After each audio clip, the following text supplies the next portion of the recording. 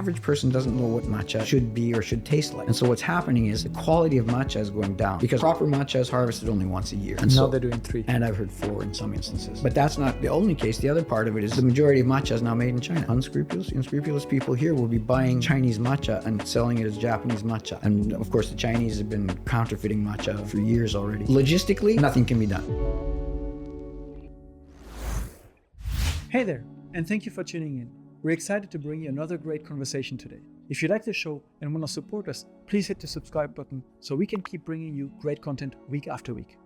And if you're feeling extra generous, give this video a like and share your thoughts and comments down below. Thank you so much. And now, let's get into it.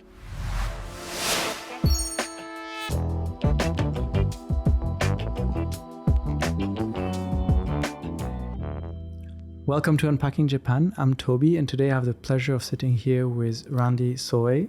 You are a tea master of the Urasenke school of tea ceremony based in Kyoto. That is correct. You've been here for quite a while, originally from Canada and originally into martial arts. Yes. So we have a long journey to kind of go over and then maybe specifically talk about the tea ceremony, for which you've brought some very beautiful utensils, and you will show us a little bit what this is about for you. Actually, I'd like to serve a bowl of tea for you a bit later on. Thank you very much. So that will hopefully give us that impact of Ichigo Ichie and Omotenashi. So once in a lifetime opportunity with the heart of hospitality. Thank you very much. My pleasure. How about we go back to the beginning? Okay. And what brought you from Canada to Japan? Bruce Lee. Bruce Lee. But not to Japan. First, I went to Hong Kong.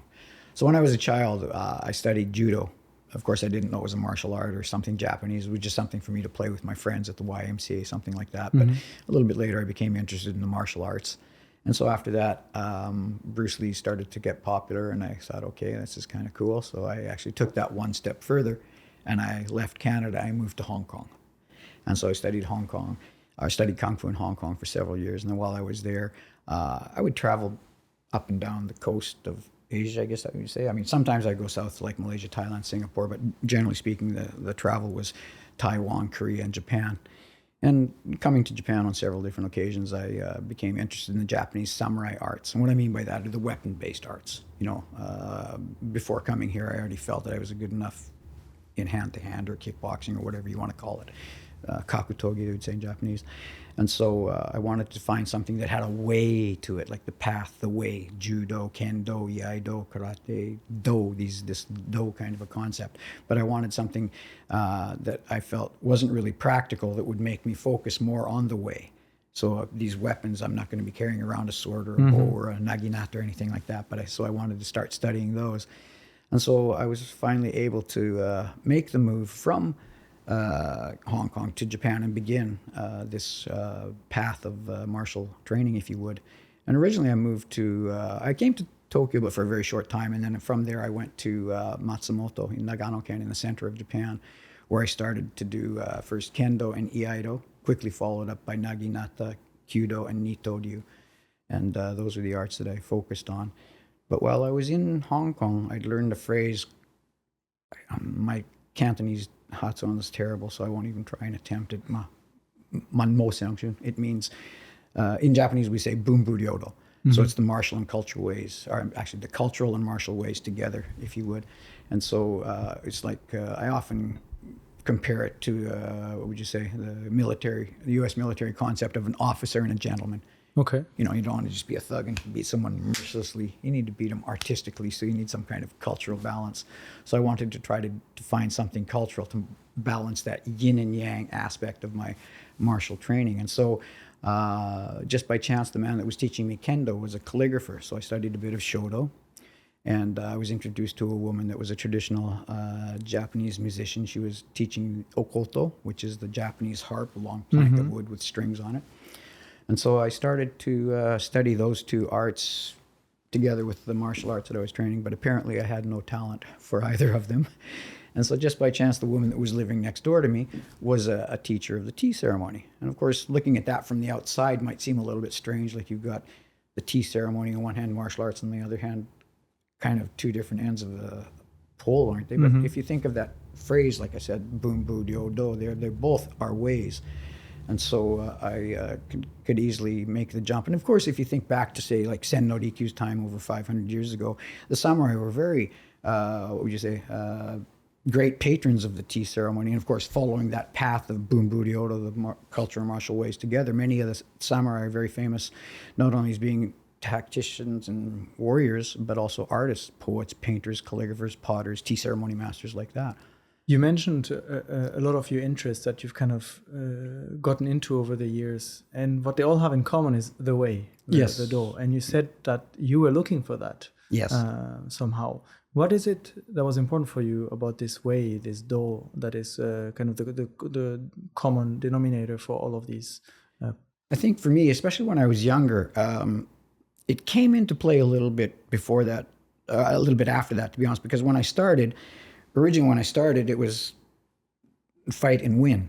It was do as much damage as I could in the quickest amount of time kind of a deal. It was actual real fighting. And it was kickboxing and things like that. And so that was a different story. But I wanted to better myself. I don't like the term spiritual, if you know what I mean, but there's something to the way where you give yourself over, and it's more of a devotion as opposed to a practice, if that makes sense. And so it's something that I wanted to pursue. Of course, everybody's looking for a way, and it doesn't have to be just like in the martial arts or in tea or anything like that. I mean, it could be anything that you're doing, like tennis could become your way, to be perfectly honest, anything like that. And so for me, it's just this devotion plus kokoro, the heart. And I think for me, the joining was that element of, well, like I mentioned maybe a bit earlier, going through this long tunnel with the light at the end of the tunnel being like a satori or some kind of awakening. And so I was looking for something like that. Don't know that I found it yet, but... You switched originally from more like a hand-based martial arts to weapon-based martial arts. That's correct, yeah. How was that change for you? How was that experience to kind of suddenly pick up a sword, pick up the naginata? Well, actually, when I was in Hong Kong, before going to Hong Kong, the studies were basically, like Kung Fu, Hapkido, Taekwondo, things like that, so like unarmed combat. But going to Kung Fu, I started with weapon-based, like the Guan, and the Batjom for Wing Chun, different kinds of weapons. And so the difference for me in coming to Japan and doing, like, say, Kendo or something is the footing is a bit more rigid, meaning it's, right foot forward and, you're holding it in a prescribed pattern, whereas Kung Fu would be considered a little bit more fluid in that respect. But Kung Fu is just kata, whereas Kendo is actual shiai or competition-like practice, right? And so it's a bit different than that. And so for me, it was kind of interesting. And also, because I had done Wing Chun, I had the center line theory, so Kendo was kind of, okay, well, it's kind of a similar concept. And then when I was doing Nitoryu, it was even more easier because in Nitoryu, you're allowed a little bit more freedom with your footing. And so I could put left foot forward or right foot forward. And I do what they refer to as Seinito, which is proper, left hand forward, right hand up kind of a deal. And so it was easier for me to make that adjustment, having handled different weapons before with like two weapons, one weapon in either hand. But that wasn't enough. There's the physical instruction. So Bunbo Ryodo, you needed something a bit more kind of artistic. Artistic, academic even. Academic to complement this. Yeah, but I'm not that smart, so it was maybe difficult on that side. But that led you to meet your first tea ceremony teacher. Exactly, yeah. Do you remember your first tea ceremony that you've attended? 100%, without a doubt. I'll never forget it in my life. It was a very interesting experience for me because, like I said, I wanted to balance out these martial trainings that I was doing, and this woman that actually lived right next door to me is where she lived in Matsumoto, and so I arranged to have an experience with her. Her husband was actually a professor at the Shinshu University. He was an English professor, spoke very good English, so that was a bonus because at that time I didn't speak a word of Japanese. And so I went to her, and for me what it was when I watched her do the procedure to serve the tea to me, as I'm about to serve to you in a little bit more formal style than what I'm about to serve. But I was immediately attracted to what I felt were the similarities between the way of tea and the martial arts. And what I mean by that is body deportment, the way we walk, the way we stand, the way we bow, the way we hold things. Can I stand up and give a little Sure. bit of a demonstration? When I often talk about this, what I do is, in the tea room, we have a water container. And so we take the water container and we bring it in and we walk it in like this. And if I'm doing kendo in my middle fighting posture, the Chudan Kamai, I stand like this. And then if I'm raising the Japanese longbow, I begin like this. So this kind of posture, this kind of body deportment is quite similar that I thought. And of course, it's not really that unusual if you think back to, like I said, Nikkyu's time, the samurai were great patrons, so their influence on the tea ceremony was very strong. We even have what we refer to as bugeicha, meaning tea that was developed by warriors. And so this connection was there. And so I thought, oh, this is so fascinating for me. I wanted to join. And I did. I started studying with her immediately. But that was just kind of a, what would you say, a passive hobby, something that I would study with her once a week, 3 times a month, whatever her schedule and my schedule will allow, because I was doing the martial arts every day. And so... was it something you were doing full-time professionally, the martial arts, or was it also kind of... No, definitely not professionally. I was teaching in Matsumoto, but not Japanese style. I was teaching how to fight, kind of like kakutogi, I guess you would say. But no, I was studying it for my own purposes. So at what point did the tea ceremony move from a hobby towards something you were like, no, I want to dedicate myself to this? Well, what it was as I was studying the martial arts, like I said, tea was passive, so I was just doing it a little bit. And then, once my martial arts skills were good enough, never good enough, but to a certain level that I felt I wanted to bring my tea skills up, then at that point, I was actually in Kyoto, every May, we have the Kyoto tournament. And that tournament was quite interesting for me. And I would attend it almost every year while I was living in Matsumoto. I'd travel back and forth, sometimes attend and participate. But while I was here, of course, knowing that Urasenke's headquarters were in Kyoto, I made an effort to do greetings at the Urasenke headquarters. And that's where I found out about the Midorikai program, which is what would you say, a branch of the Urasenke Senmon Gakko that's devoted to non-Japanese students. And so I found out about that, and I thought, well, that's kind of interesting. And so that seed was planted. And then so, like I said, once I felt that was my martial arts skills were okay, I just wanted to bring my tea level up to the same. It was kind of like 10 years martial arts, 10 years tea, 10 years together, kind of a concept. So you just mentioned Urasenke. So Urasenke is one of the large schools of tea ceremony. Yes. Why this one? Well, just by chance, the woman that was living next door to me was an Urasenke professor. Had she been a different professor, it probably would have been another school. Is it common to start one way and to go to another one? A lot of people do. I wouldn't say it's common. I mean, generally speaking, when you join with your teacher and you stay with that teacher. I'm very lucky because I have the guidance and patronage of the Grand Master and the Urasenke as a whole, so I get a lot of different teachers on my own studies. And so in 1993, I was accepted to the Midorikai program and granted permission to enter and given a scholarship. And I moved from Matsumoto to Nagano. And so I studied from 93 to 96, and I graduated in 96. So next year will be my 30th anniversary being a tea master here in Kyoto. Congratulations. Thank you very much. What are the main differences? What is special about Urasenke for people that are not too familiar with the way of tea, that they should know and understand that, oh, this is what the school is about and this is how it differs from some of the others? Well, we say the San Senke, the 3 Sen families. So it's Omote Senke, Urasenke, Mushino Koji Senke. So these 3 traditions are all direct blood lineage from Sen no Rikyu. And so our roots are all the same. And so I would not anywhere say at one point that one's better than another. They have very different, not very different, but they're different things. Like, say, for example, we walk in with the right foot, Omote walks in with the left foot. I mean, it's just, there are little differences. But at the heart of it, this scroll that I have, or this fan that I have here today, has the 4 principles of tea, wake, seijaku, which is harmony, respect, purity, and tranquility. So at the basis of it, they're all pretty much the same. And many of the traditions that are still extant today have some kind of connection to Sen no Rikyu. And so the way that the tea is made, perhaps, other kinds of things like this would be different. But I think at the end of the day, it's the desire to share a bowl of tea with somebody, this omotenashi no kokoro is important, I believe. And historically speaking, as you mentioned, they all go back to Sen no Rikyu, who was from Sakai, I believe, yes, that's correct. south of Osaka. Yeah. And this is where it all began. How different is tea ceremony today from what he kind of originally started implementing and developing? I would say that if he was looking at it today, he would understand exactly how it became what it is, because there are a lot of course, what would you say, generational changes throughout the years. Each grandmaster will add his own flavor to it, kind of a concept. And so, if you look throughout the history of tea, we have Sen no Rikyu, and then Sen Sotan, who's his grandson, so the third generation. And Sen no Rikyu is in, what would you say, Sengoku Jidai?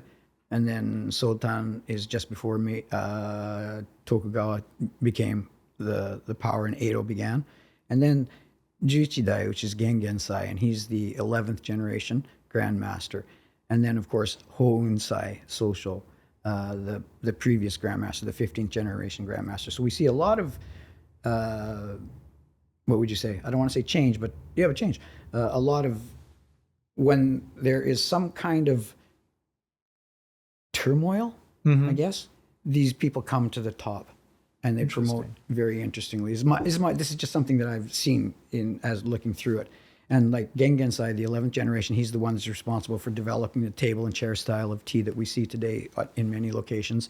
The 14th generation, the 15th generation, and the 16th generation also have their own tables, but it developed for use in 1872. There was some kind of international trades fair in Kyoto, and so he wanted to show the heart of hospitality of the tea ceremony to visiting dignitaries that wouldn't be able to sit on their knees for extended periods of time.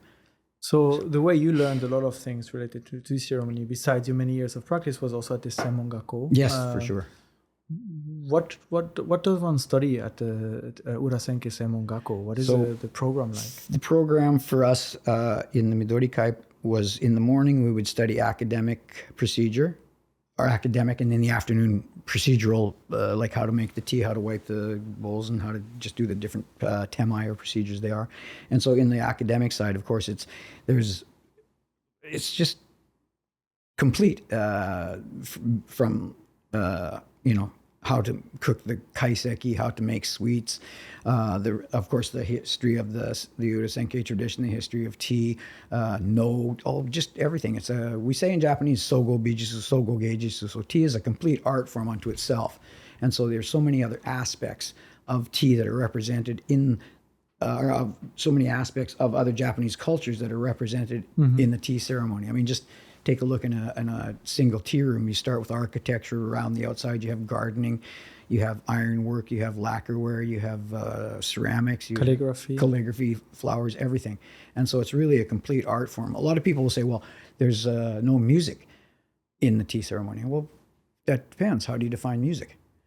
And so it's something like if it's sound, an interval of sound, then there is quite a bit of music. You have the the way we walk, things like this. And so there is kind of a natural symphony of sound to the tea ceremony as well, without having just do, re, mi kind of sounds.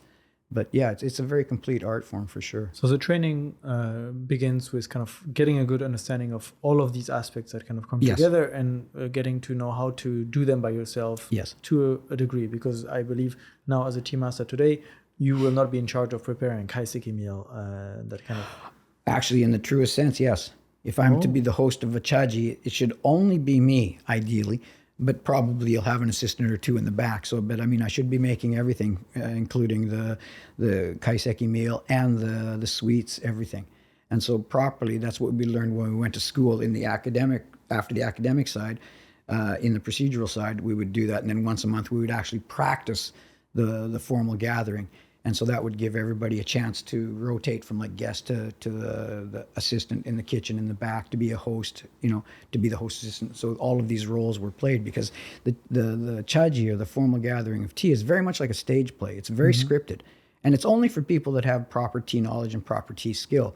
Like sometimes you'll see online people saying, oh, I went to a formal tea gathering in Kyoto. No, you didn't. You had a nice experience of the tea ceremony, but you didn't go to a formal gathering, because you have to study your roles. You have to study your lines. It's like being an actor or something like that. And so it's a very different kind of... As a guest as well. As a guest. You have, we say in Japanese, hinshu kokan. Hinshu kokan. What that means is the guest and the host are interchangeable. So we should properly have the same knowledge and same skill. Okay, you're my first guest or the principal guest this time. Next week, I'll be your principal guest. And so it's kind of this interaction between the host and the guest that makes it so special. It's not like any other kind of traditional Japanese art, right? Any other kind of traditional Japanese art, like say, for example, you go to watch a kabuki show or a no play, you're just an audience member watching a performance. Whereas in a tea ceremony at the formal gathering, you are an integral part of that gathering. If there are no guests, there is no tea. If I get up every morning, put on my kimono, go to my shop, make a bowl of tea, drink that tea for myself, that's not the tea ceremony. That's not what it's about. It's about me wanting to make the best bowl of tea that I can for you, and for you with all humbleness and respect to enjoy the bowl that I prepared for you. And so that's kind of what makes it a little bit different than a lot of other traditional Japanese arts, is that sharing. So 3 years at the Senmongakko. That's correct. Bring you towards this path, but not there yet. What are you actually qualified for at the end? What are you, At the so school, to say, allowed to do when you graduate? when you graduate, if I'm not mistaken, I think you receive your second level teaching certificate. I would have to look into it, but I think that's right. So you get your hikitsugi. I don't know, maybe just your first level. Hikitsugi or say hikitsugi, these are teaching licenses. You don't get your tea name or anything like that. After that, you have to continue on with your sensei and develop your skills further before you're allowed to go beyond that. Is a sensei someone you can choose, or is it someone that is assigned to you? No, it's somebody definitely that you would choose. I was, like I said, I was lucky enough to meet this woman in Matsumoto, and then after that, my teachers have been from Urasenke school, and I'm very lucky to be able to catch up with those people. And I still study today. You know, right. It never ends. Yeah, it definitely never ends. You mentioned the tea name. I'm stupid. I can't remember it all. You mentioned the tea name. Yes, that's correct. That is something that is assigned to you. You got yours in 1999. Soei. Yes. What does it mean? Who gave it to you, and why is it important? Okay. The names in the tea ceremony, I think all three traditions follow this kind of naming tradition. A lot of the Japanese cultural arts, even martial art traditions, old schools, will give people a name related to their martial school or to somebody that was founding the martial school. And so the name So is one that we say Somei or Chamei, this tea name, and So is the first character. And So means sect. And so this character is assigned to everybody. You'll have So something. And so usually what they do is they will take the second part of the name from the Japanese or Chinese character of the person. You know, like say, for example, if your name is Amy, maybe your name would be So Me or something like that. Okay. So, of course, I didn't have any Chinese or Japanese characters in my name. So the Grand Master, the previous Grand Master, actually, Hoonsai, and actually even the Grand Master today, Zabosai, kind of worked together to choose my name is what I heard. And they selected A. And A means Sakaeru, to flourish, to prosper, to be glorious. All the things I'm not doing, I have to try harder, I guess.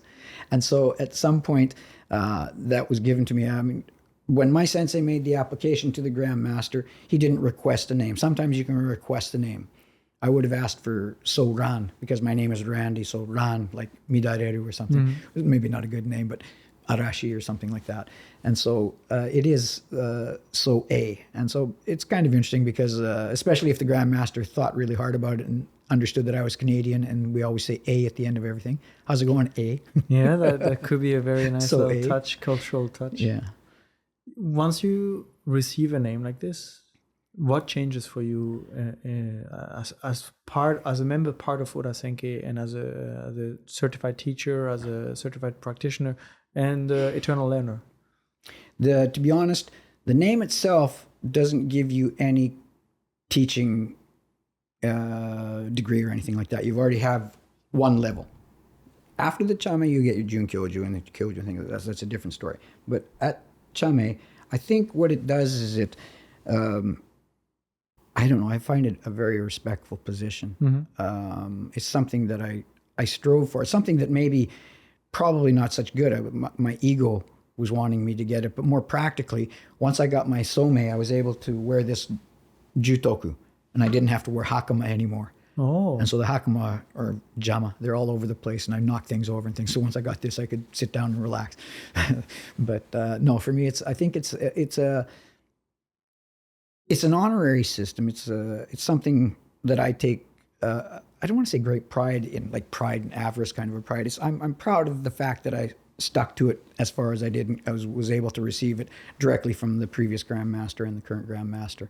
And so up to that point, the licensing is kind of given or arranged by your teacher. But from that point on, then it comes directly from the grandmasters. So it's 1999, you have your name, you graduated from the Semmongakko, you have a few years of practice behind you. It's a turn of the millennia. Do you have any idea of what you actually want to do with the tea ceremony? Do you want to just kind of keep learning for yourself? Or do you start thinking already like, oh, maybe I could become a teacher, pass this on to others, or open a tea ceremony location somewhere? Yeah. Well, that's actually interesting because, to be honest, when I was going to school, I was studying, like I said, at the Urasenke Gakuen, and my plan was actually to move back to Matsumoto and continue teaching the martial arts. And then my sensei said to me, this man that was one of the main teachers at the Urasenke Gakuen, Kobayashi Sozen sensei, he said to me, "Oh, don't you find that a bit rude?" And I'm like, well, I was a little perplexed. I mean, what do you mean? He says, well, Oyemoto, the grandmaster, has just given you 3 years of scholarship study, and don't you think you should pay him back? Mm-hmm. And I'm like, oh geez, I didn't, and that was kind of like an epiphany for me. I go, he's so right, Mm-hmm. And so that was when I coming towards the end of my second year, and so I devoted myself a little bit harder in the third year, understanding that okay, I will make an effort to pay forward, however you want to call it. You can't pay them back, financially. And so it was something that, like I mentioned earlier, when I graduated in '96, I began teaching immediately. And so I've been teaching, so I wanted to teach, and I teach at, well, of course, nowadays the whole world of tea is going like this as far as people are interested in it. But at the beginning, I was teaching like 5-6 times a week and once a month in Tokyo. Oh wow, that's Yeah. quite a bit. Yeah, and so I was quite involved with it. And that continued right up until a little bit just before Corona. Of course, Corona it's been, the population of the interest in tea has been dwindling, but of course, Corona just, like this, it plummeted. And it hasn't come back. It's kind of a sad situation. What, maybe we're jumping topics, but what is the situation now? Where is it at? How many places in Kyoto, how many people are able to teach? Can you learn from? Can you experience a tea ceremony or do a chajikai with?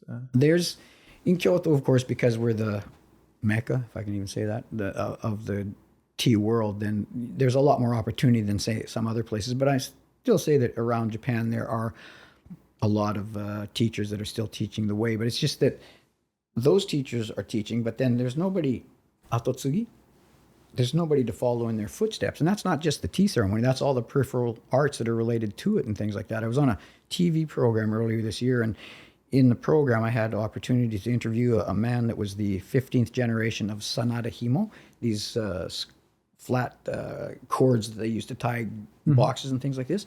He's the last generation. And there's nobody else to follow him. And that's it, it'll finish. Because sometimes it could be economic, because like nobody wants to pay $300 for a string that can probably be made by machine for $30.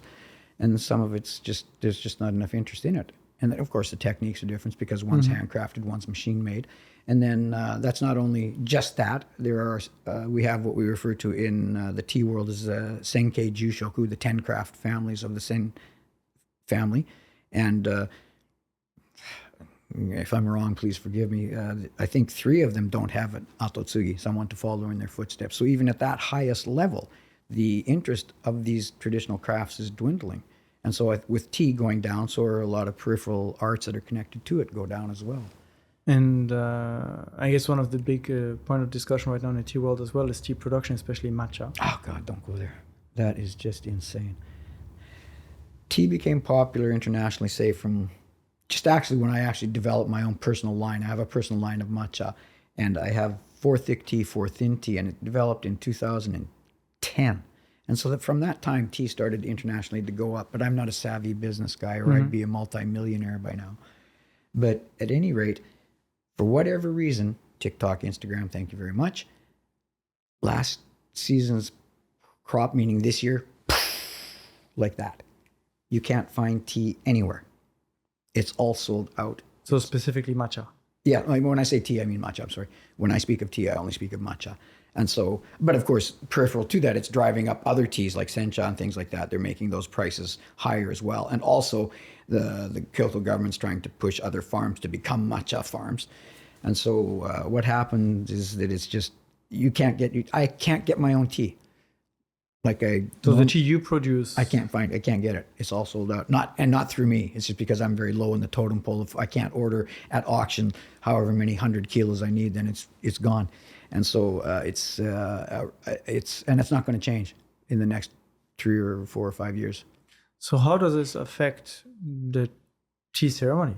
Well, the tea ceremony, the real tea families.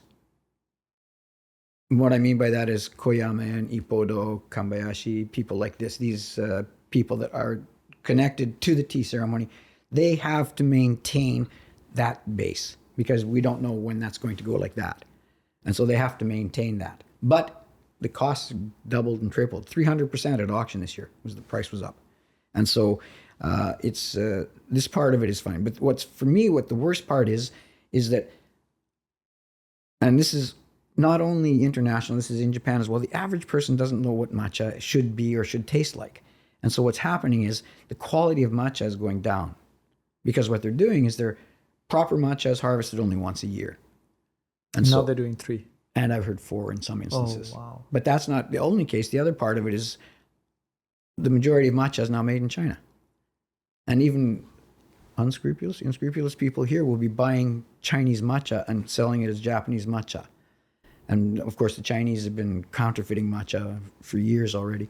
And so it's a sad case because it's the whole, I mean, they're selling powdered tea that is not matcha as matcha in some cases. And so this is really getting to be a problem. So if any of your listeners are wanting to buy tea, please buy from a reputable firm to ensure the fact that you're getting real matcha as opposed to just a green powder. What is the solution though? Oh God, logistically, nothing can be done. Even if we had enough tea, we don't have enough infrastructure to grind everything up. And to make that will take so many years. And then once that, like I said, we don't know how long this is going to go like this. So it might just be like a social media supported boom in matcha that will go down eventually. Maybe not to as low as it was before, but... I think that would be the case. I mean, it's just like anything. I mean, I'm sure it won't go like that. I mean, it's going up. The forecast at this point is still 5 years from now, it's going to be going up. And so, and again, I don't know. Like I said, I'm just not business savvy. And so at some point it will have to go down. But at this point, for people that are buying it, even at the beginning of the year, places like Ippodo and places like they stopped selling online, only 1 can per person, things like that. And it's just something that is really, really crazy and unheard of. It's just this nobody could foresee it for sure. So challenges in tea production, and you mentioned the dwindling interest in tea in general. Yeah. But you've been teaching for so many years. Yeah. Do you notice a change in what people are actually interested in as part of tea ceremony? When we started our conversation, you talked about the search of the way for you being kind of the procedure, the gestures, the A to Z steps of doing the tea ceremony.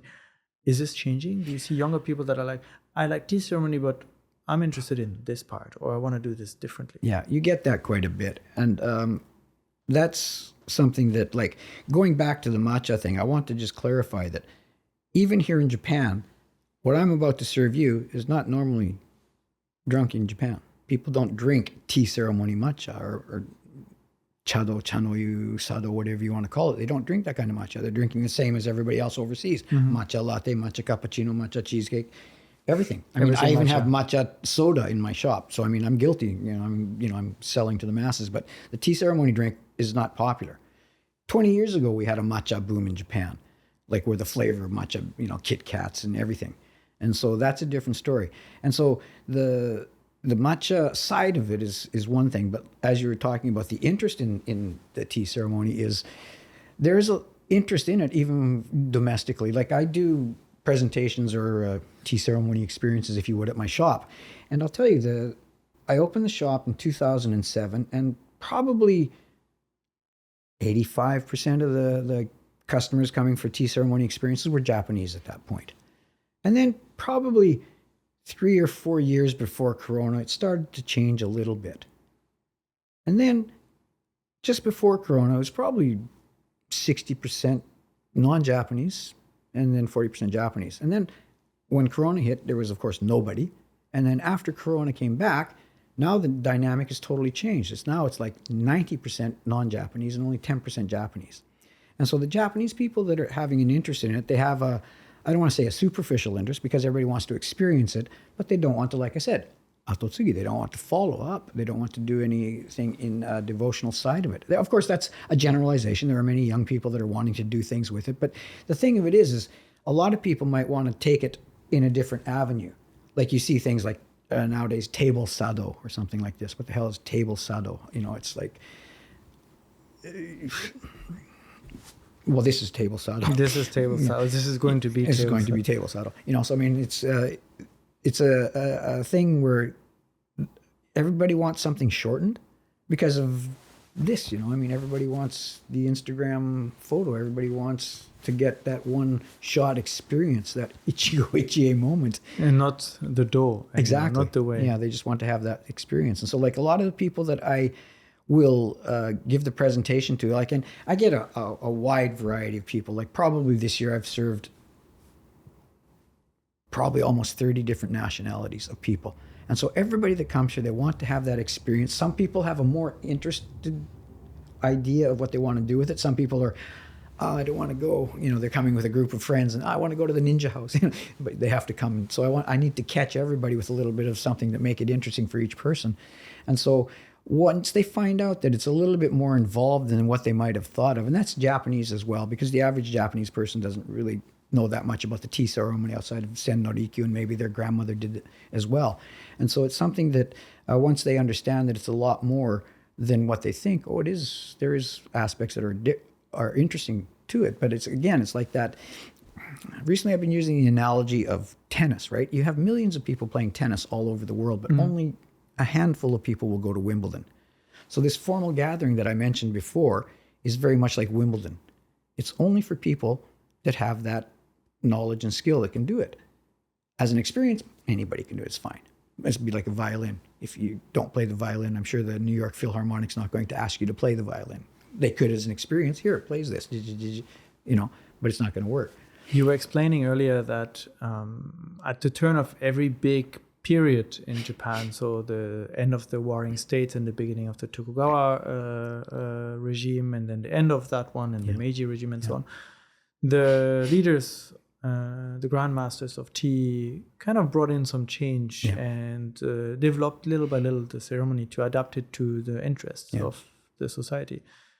Are we right now in a time where maybe something will change or needs to change? I think already we're seeing a bit of it. Because of, like I said, the previous Grand Master was the end of World War II, very big international event. Mm-hmm.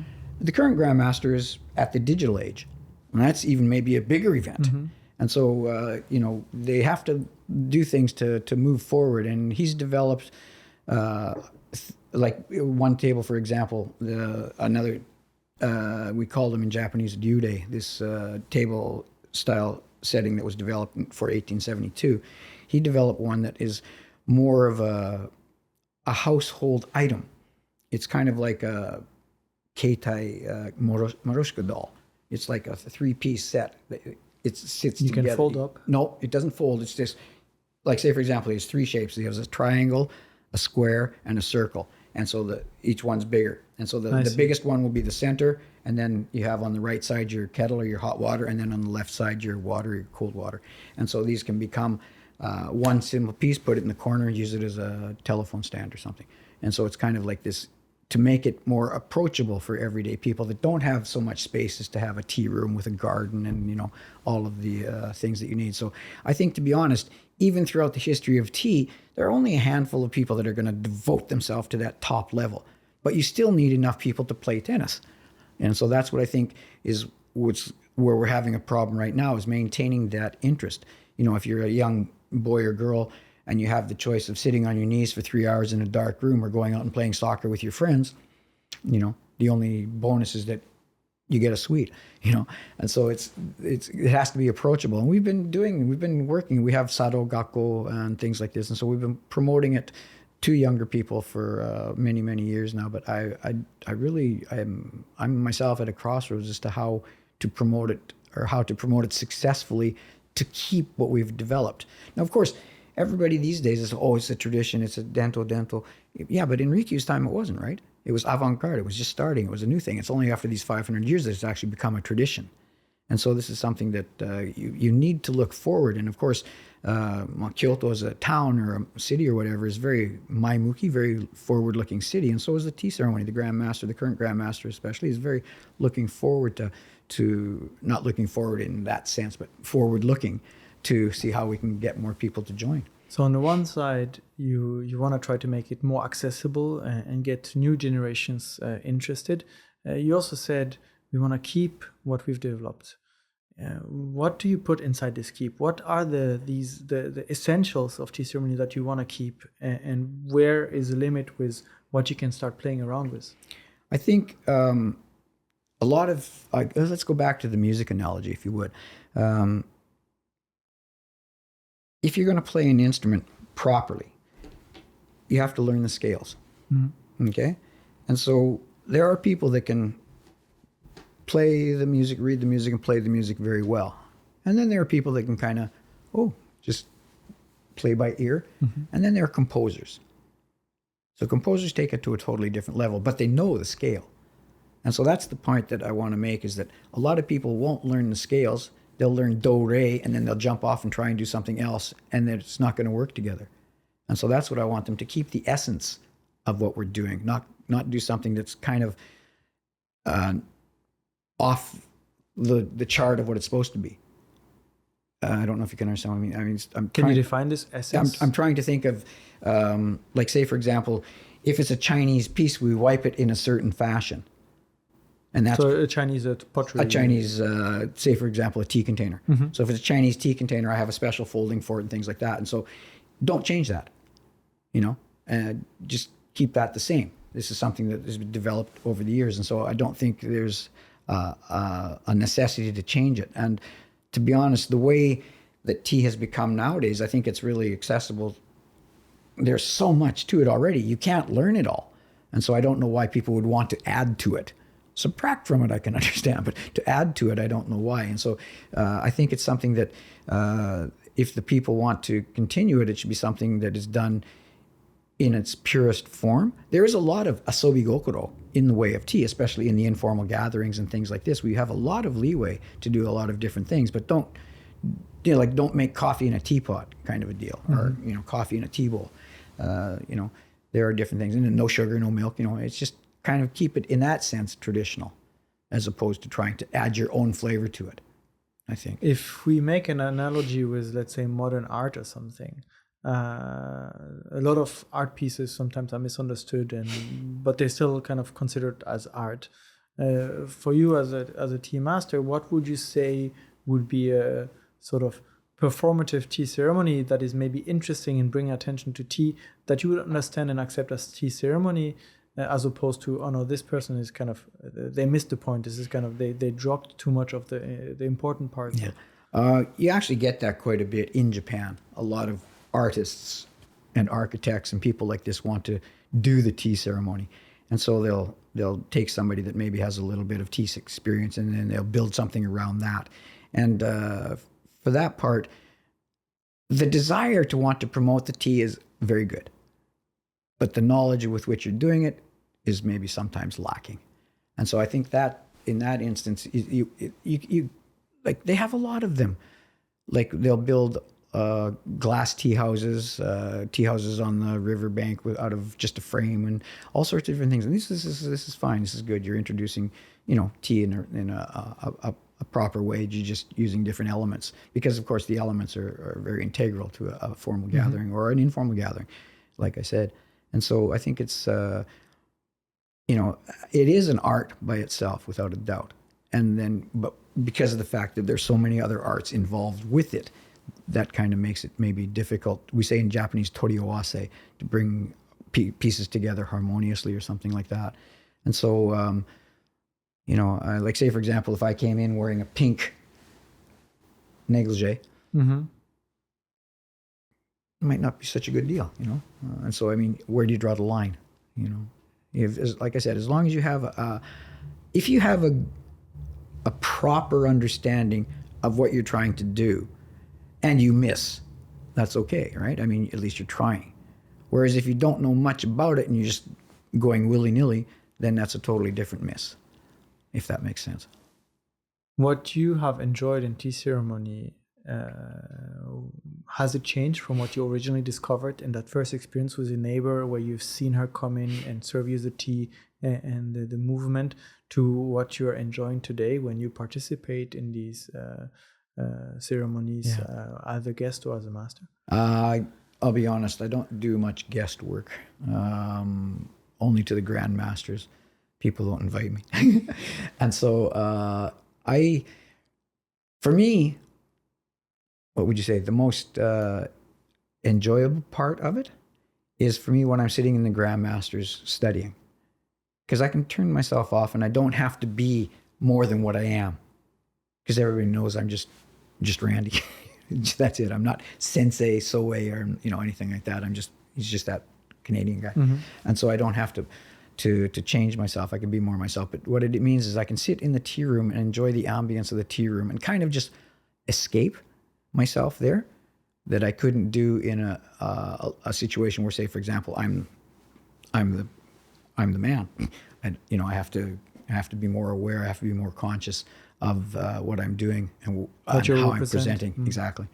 And so when I'm at the Grand Masters, I'm able to kind of lose myself in that. And I quite enjoy that. But other than that, I mean, the teaching side of it, of course, when I first began teaching, I didn't, I was calling my sensei every day. Did I do this wrong? Was that? So I was always checking and things like this. And even today, I still feel that I'm suffering from imposter syndrome. Because of the uniqueness of my situation being a non-Japanese at the level I'm at, I get a lot of media attention. I do a lot of TV, magazines, articles, and things like this. But I don't think I'm worthy, to be honest. I mean, even this show itself, you've had so many amazing guests on here. It's like, wow, it's like Sunshine. One more Alex today. A little bit different. But you know what I'm saying? It's just like, I kind of feel like I should know more than I do, but I don't. If I can't dazzle them with brilliance, I'll baffle them with bullshit, that kind of a concept. So it's my understanding that you mentioned the level you're at, and there are levels, yes, just like with, let's say, judo, where you have belts and yes, then exactly. dance and so on. And I recall from my previous conversation that I've had with Olia to talk about tea ceremony as well on the podcast, she explained that you need to kind of reach a certain level of mastery of something before your master can reveal you a new thing, so to say. So does it ever end? And does it mean that the Grandmaster is the only one that knows everything that is available? Yeah. I mean, no. The Grandmaster is surrounded by a group of teachers called the Gyote, and those men are just amazing. They're the people that have all the knowledge of the various arts and crafts and ways of tea, and those are the people that keep it alive. They're the ones going all over Japan doing seminars and things like that as well. And so like I said earlier, your teacher, your master, whatever, takes you to a certain level, chame, and then anything beyond that is from the Grand Master. And so as far as ranking, like Shodan, Nidan-san, whatever you want to call it, that we have after chame, you have Jun Kyoju, Kyoju, Sei Kyoju, Meo Kyoju. And so that's it. Beyond that, I don't know of anything. Could be that I don't know, but I think Meo Kyoju is the last one. When you make a tea ceremony for someone, what would you like them to take away from it? Well, first I want to, like I said at the beginning, I want to understand that we're sharing a special moment. I'm hoping that I can make the moment enough that they will understand that it's special. I'm not going to say, oh, here, this is very special. Oh, here, look at this, is very nice. I don't want to do that. I want them to kind of understand naturally, process it naturally, that there's been a lot of work go into preparing whatever I'm going to serve to them on that particular day. And so it's my desire that they are able to experience these 4 principles of harmony, respect, purity, and tranquility.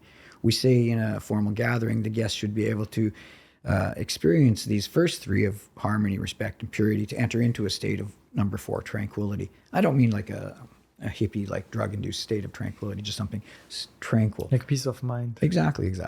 And so it's these 4 principles do lie at the heart of what we do. And so hopefully I would be able to give a person the opportunity to experience these principles, even without me having to tell them directly. Like I could have them go through it, not saying a word, and then ask them later, well, what did you think? Oh, well, that was, I really, and so they might pick up on points. Oh yeah, that's exactly what I wanted. Or some people might miss the mark totally. And that could be my mistake as well. And so a lot of the what would you say? The presence of it is up to me to create the atmosphere that the guest is going to enjoy. Yeah. Do you have a place where you like to do the ceremony the most? Yes and no. Of course, my shop upstairs is a very nice, it's designed in a Taisho Roman Art Deco style, and I'm using the table and chairs. And so, of course, it's the most convenient for me. But I'll be honest, I probably do like a smaller tea room that I can just sit in, like with 1 or 2 guests or something like that. But I don't do that. I mean, I very rarely do the formal gathering because I feel it's my duty to spread the word of tea. And so, like I said earlier, the formal gathering is already for people who have tea knowledge and tea skill. Okay, I want to give it to people that don't have that tea knowledge. I want to plant seeds of interest, if possible, if that makes sense. And so that's what I like to do. And that's why I go all over Japan giving lectures and speaking. I'm on the Grand Master's list of lecturers. And so, like, if there's a group that wants me to study, they call up Urasenke, oh, we want him, and that kind of a deal. And so that's something that I like to do, is to give presentations and lectures. And that's why I sometimes think that I have this imposter syndrome, because I don't really feel that I'm worthy, but I do think I gave a fairly decent presentation. And so that's what I want to do, is be able to spread the way of tea to more people, being international or Japanese. You're now spreading the way of tea, but you got into it in search of your own way. What have you found on this way of the tea that you maybe didn't find in the martial arts ways that you were pursuing before? It's interesting. One point that I really, really notice is we have a phrase in martial arts, well, in anything, chikara unite, don't use so much power. And so, like, when I was doing the martial arts, my sensei would always tell me that. And I'm like, dude, don't I want power? He said, no, chikara unite. And I'm like, oh God, I couldn't understand. And then in the tea ceremony, my sensei would tell me the same thing, chikara unite. And so through the martial arts helped me in the tea ceremony for my posture, for my remembrance of kata, movement, temai, and angles and things like this. But the tea ceremony taught me about actual strength. And so a lot of times now I'll be doing things with a balance as opposed to a strength. And so that was one of the main things that taught me. And then, of course, other things like outside of that would be my interaction with people.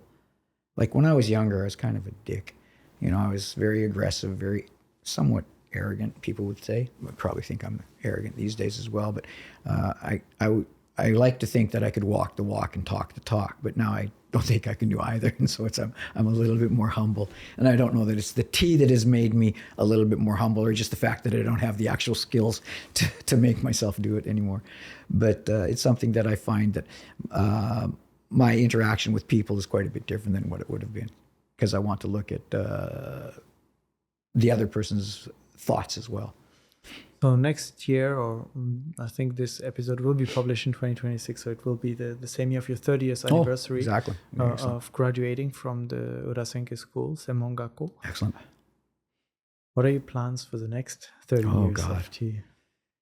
That's a good question. Just to keep going and doing what I'm doing, maybe be a bit more successful and sell some matcha. So the matcha you're selling at your shop, Ranhote, yes. which you've opened in downtown Kyoto. It's right next to the Nijo Castle in the Sanjokai Shotengai, the Sanjokai Arcade. So people can come there and have an experience with you. Exactly, yeah. Buy your matcha as well. Buy my matcha right now, no, because it's all sold out. When it's back in stock. Hopefully there'll be solutions to this. Yeah, for sure. Today you brought a few implements. Yes, I did. With you. Can you explain a little bit what you have in front of you? So what I'll explain first is, like, you saw the fan earlier, and this is a fan that's taking place of what we would call a kakejiku, a hanging scroll. And as I mentioned, this particular one is written by the previous Grand Master. It's Wake Seijaku, the 4 principles of tea. And in front of me, I have what we call in Urasenke bonnyaku, which is maybe the first tea procedure that we would be learning. Okay. In some instances, oftentimes you just go directly into the hakobi, or the first procedure. But this one is something that is very, as you can see, very portable. I can take it anywhere and do it anywhere, on planes, trains, automobiles. Not that on an automobile, but you could do it. Well, it might be difficult to keep it all steady in a car. But, but it's this tray with a container that holds the tea, and of course then the tea bowl and the tea whisk and the tea scoop. And so today I've selected some items that may be a little bit interesting. The tray itself is from Firenze in Italy. And the black container that you see there is a Canadian Indian piece from the Haida tribe. The bowl is Eidaku, 12th generation, I think. I'm not sure.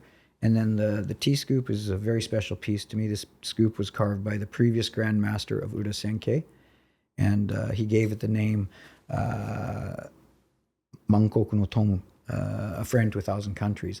And I have an interesting story for it, because the first time that I actually used it was at the Budo seminar that we have in Katsuda, where I met Alex. Before that, maybe even. And I was serving tea like this to all the different Japanese and non-Japanese. It's a non-Japanese based seminar. And so I was just kind of wiping it off at the side with a tissue during a break, and it went, I broke it.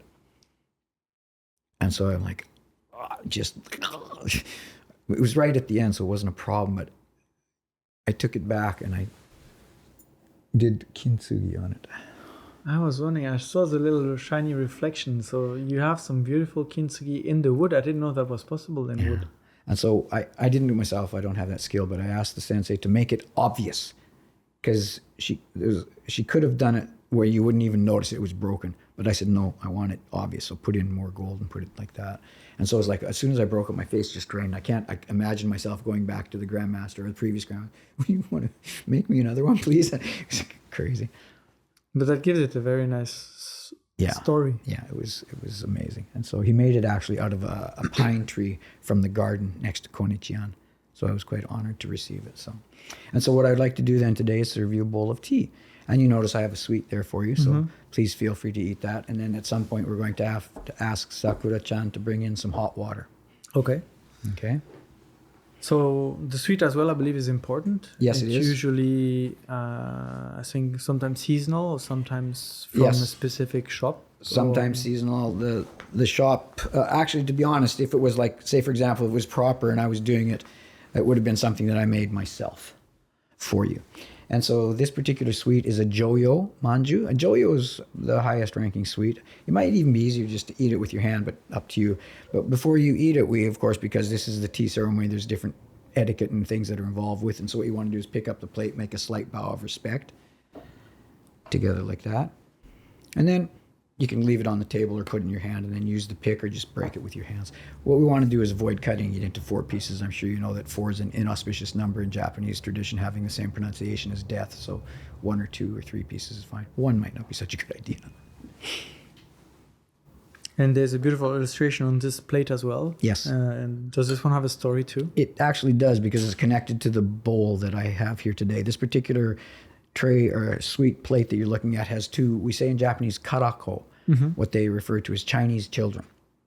And my bowl I'm using, when you see it later, you'll see that Hote-san is on it. And Hote is the kodakara. He's a protector of children. And oftentimes in traditional Chinese and Japanese paintings, you'll see him together with children. And here you can kind of see they're carrying his fan like that. And so whenever you see that, you'll kind of always remember Hote-san. And of course, my shop's name is Ran Hote. And before I used to be quite big and people used to call me Hote. But I've lost a bit of weight, so please enjoy. Thank you. And so what I'll do is I'll explain what I'm going to do, and then I promise I'll shut up and actually do it in silence. And so I'm going to use the silk cloth that I just put on my obi, and what I'll do is I'll purify first the container that holds the tea, and then I'll refold it and I'll purify the tea scoop. And then after that, using hot water, I'll purify the tea bowl itself and the tea whisk. And so this kind of a purification is, it's actually, in this instance, is I want to show, of course, they're all clean before they're put out, but I want to show my respect and appreciation for you coming to have tea with me today. So once again, in front of you, I purify them like that. And then also, as I'm doing the purification, it's said to be that I'm polishing my own character. Maybe a little bit too much polish up there. And so at that point, those are what we want to strive. And this nagare, the flow of this is the same as if I'm doing it on a tray or if I'm doing it in a tatami room or anything like that. This is an usacha procedure. So it's a purification and then a serving and then an after clean. And so that all procedures will follow that kind of, what would you say, procedural steps. So we're just waiting for the hot water. Oh.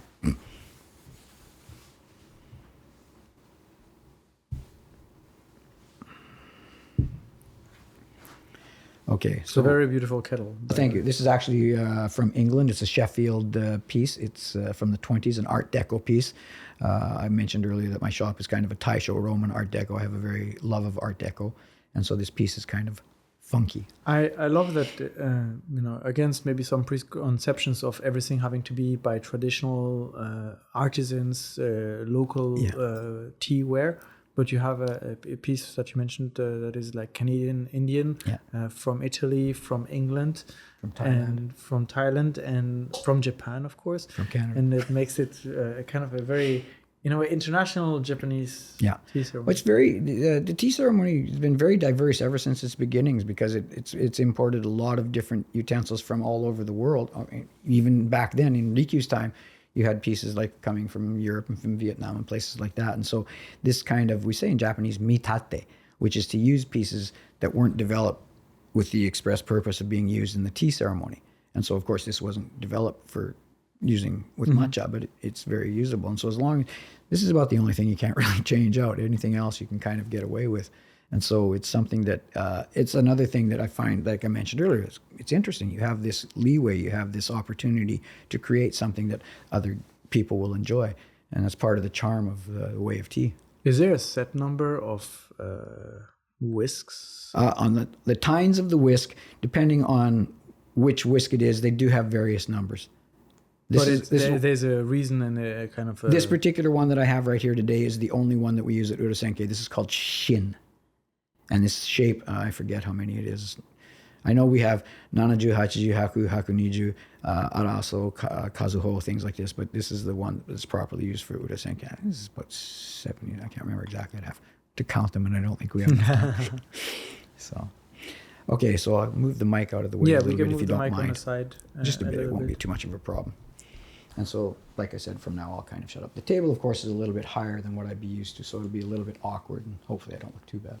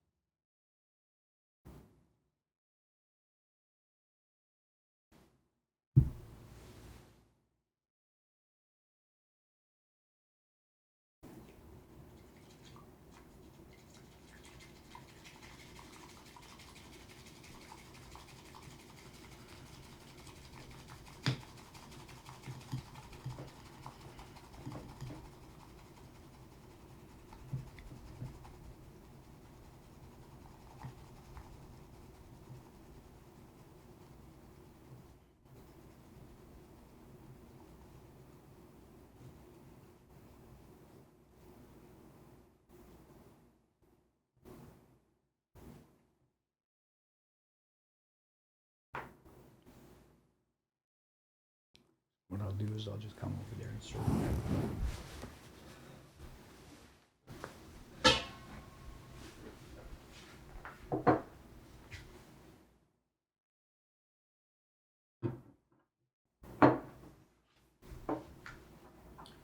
So, to partake of it properly, what you would do first is, of course, there's nobody here, so you don't have to bow and say Osaki ni or Shobani tashimasu or anything like that. So what you would do is you would bow first to the host, leaving it on the table there, and you say Otemai chodai itashimasu. お手前頂戴いたします。 And then think of the bowl as a clock. Pick it up at 3 o'clock with your right hand, put it on your left palm like this, then rehold in this fashion like this, thumb back to you. So you hear right now your ring just hit the bowl, right? Yeah. Properly in the tea ceremony, no jewelry, but if you're careful, it's not a problem. And then you make a slight bow like this, and then your hand comes up like this, and then you turn it from say about 2 o'clock to 4 o'clock, and then once again 2 o'clock to 4 o'clock. What you're doing is you're turning the front away that the host has prepared for you, just 2 times, and then rehold it like you had it before, thumb back to you, and then drink it at your leisure. And so we say 3.5 sips. The first sip should have a sound like that exactly.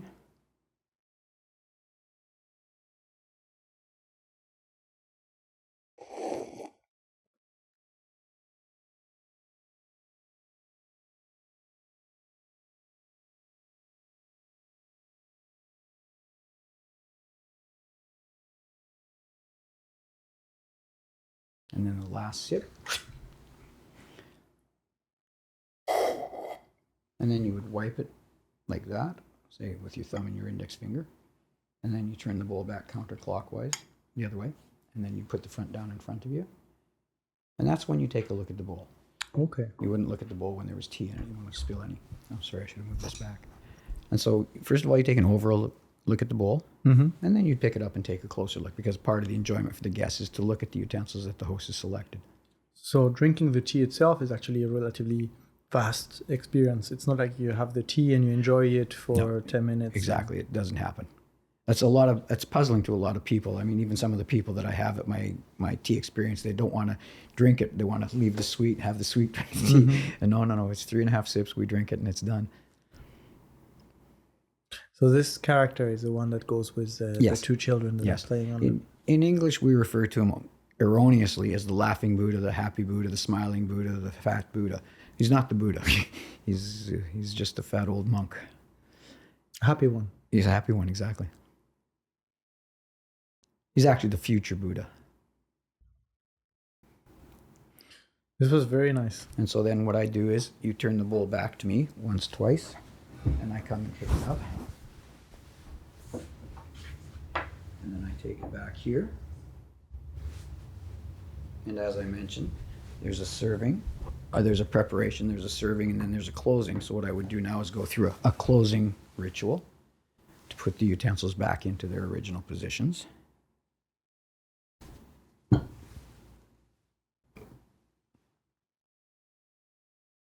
At that point, you would say dozo oshimayo, but I'm thinking, would you like to make some tea?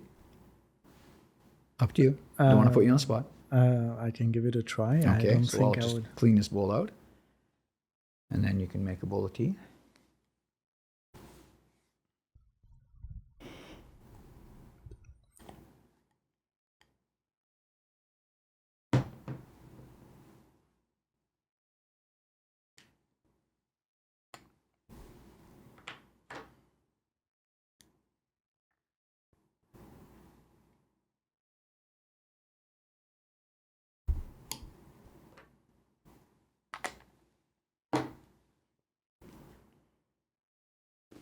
Here, I'll put the water in as well, just to eliminate that side of it.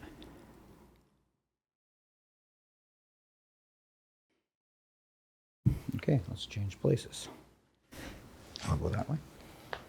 I think this is my first time sitting sitting on this side of the table. I kind of figured that what I'm going to do now is interview you.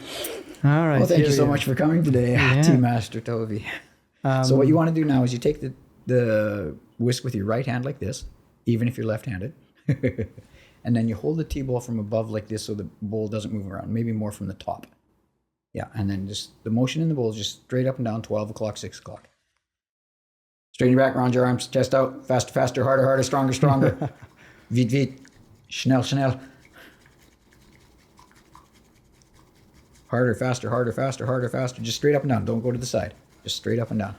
Yep. Harder, faster, harder, faster, harder, faster, harder, faster. Excellent. And so you can hear the sound of the T as its bubbles start to come up. The sound starts to change a little bit as well. And then when you're finished, drop no noji in the center. So I do once. Yeah. And then take the tea whisk out and then put the chasen back at the side of the container. Then again, pick up the bowl at 3 o'clock with your right hand. Put it on your left hand. And then just bring it over here then. I should have moved the chair first. Yeah, that's what I did too. I noticed halfway when I stood up. And so then you would turn the bowl once, twice. So the front, when you make it, is facing you. And then when you give it to me, the front is facing me. And then out of a sign of humbleness and respect, I turn the front away from myself. Just to show, like I said, humbleness and respect, not to drink from the part that the host has selected. So you put the bowl down. Then you take a step back with your left foot. And you the other left foot. And then bow. And so this looks very good. Excellent. So you would sit back down. And like I said, there are no other guests, so I would just bow to you and I would say, "Otemae chodai itashimasu." And then I pick up the bowl like this, slight bow of respect, and I turn the bowl once, twice, and I drink.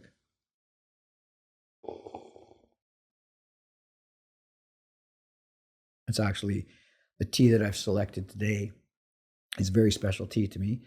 I remember I told you about the woman that I've had my first tea experience. On her 99th birthday, I created a tea for her and presented it to her, and I named it after her, Yachio. And sadly, she passed away during Corona, not of Corona, but she was 102 years old. 102, wow. And so did the previous Grand Master. In August, he also passed away at 102 years old. So the secrets: drink lots of matcha. So drink lots of matcha, drink quality matcha. Exactly.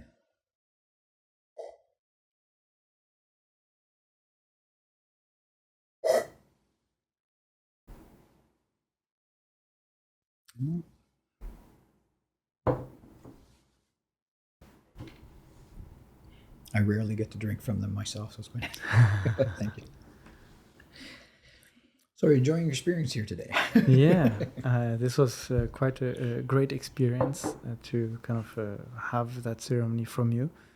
And with very delicious matcha, which, as you just explained, carries a lot of meaning for you as well. So thank you for bringing that. My pleasure. Should we change back? Yes. All right. I'd like to continue interviewing you. I think a lot of your viewers would like to have your story as well. So I've been getting that.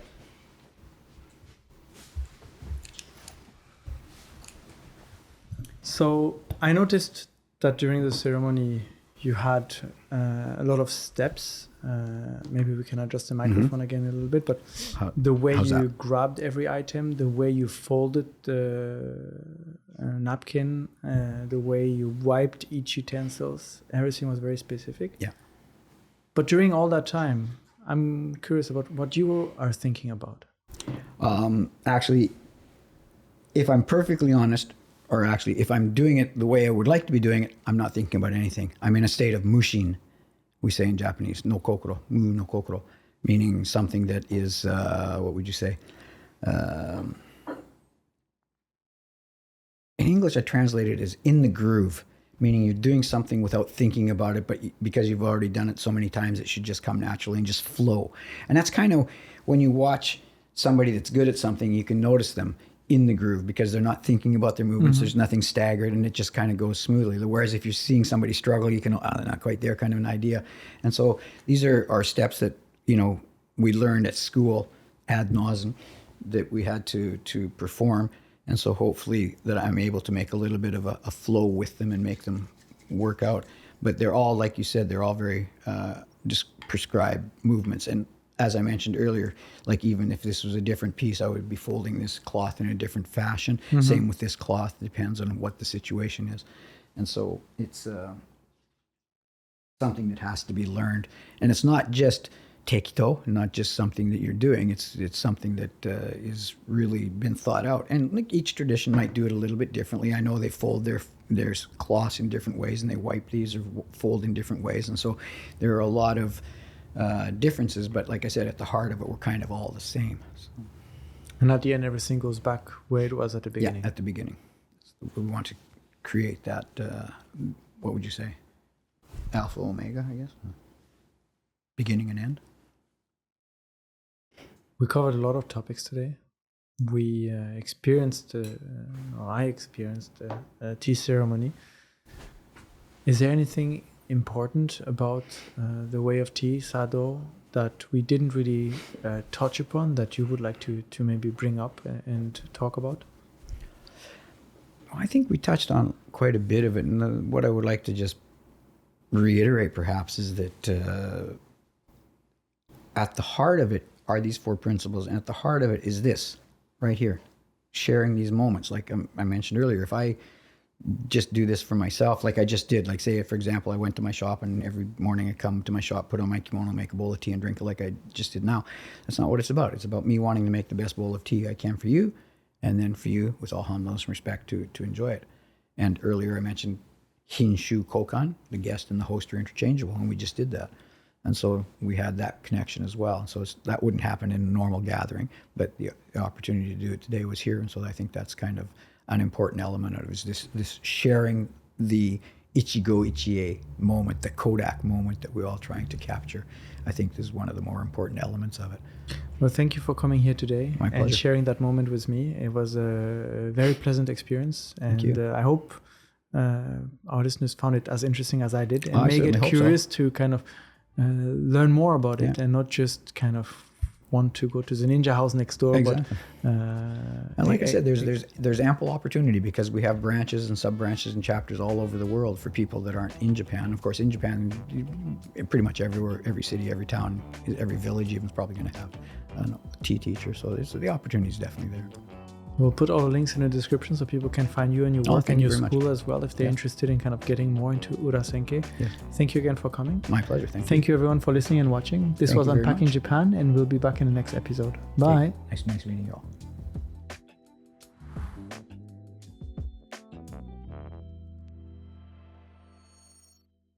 Thank you so much for joining us today. I hope you enjoyed this episode as much as I did. Please hit the subscribe button so you don't miss out on future conversations. And we'd love to hear from you. Share your thoughts in the comment section down below. And if you enjoyed this episode, here are a couple more that we think you'll enjoy. Thanks again for your support, and we'll see you next time.